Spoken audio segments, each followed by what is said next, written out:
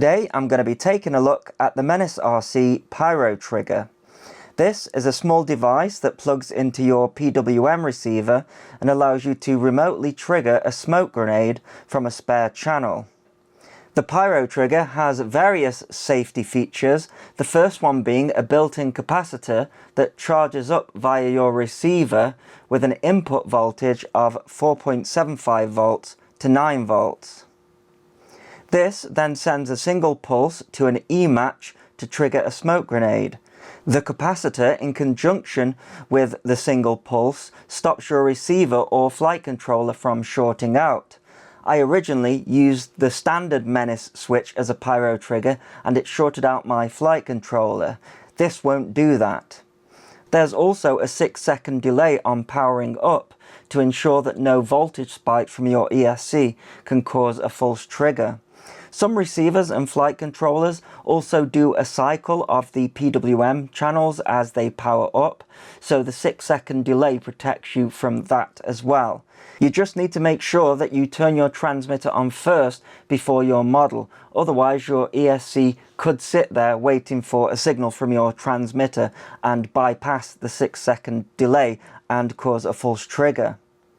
If you are short of PWM channels on your receiver, you can daisy chain more Pyro triggers together so that you can fire multiple grenades one after the other. The E-matches can be bought cheap off Amazon or AliExpress and connect to the Pyro trigger via clamps. I use a set of external clamps so the Pyro trigger can sit inside the model. The smoke grenades I'm using are from Enola Gay, but there's nothing stopping you using other brands or even making up your own. The WP-40 gives best results with 90 seconds of smoke.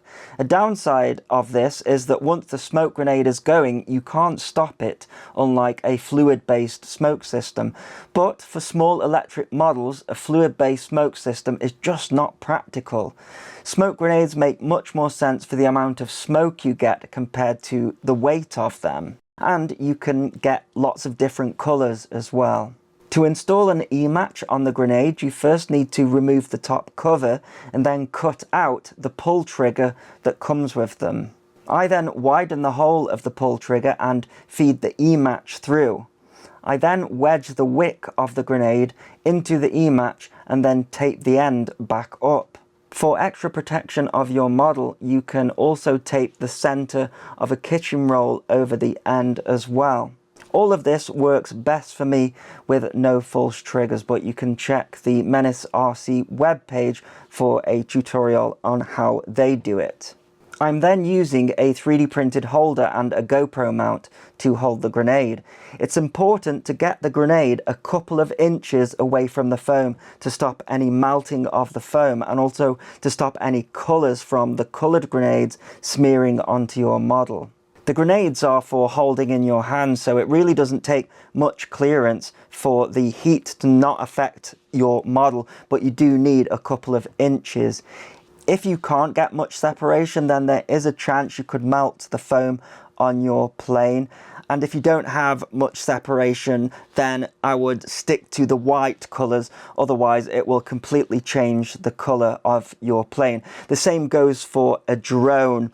You can't get much separation of the grenade on a drone, so I would stick to white grenades. You won't have problem with the grenades melting carbon fibre, of course, but in my experience using the coloured grenades on a drone, it will completely change the colour of your quad.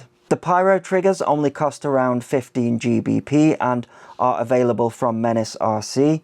The Enola Gay grenades are around 9 GBP each, which sounds a lot, but they get cheaper the more you buy, and they often have deals on them as well. And as I say, there's nothing stopping you using other brands.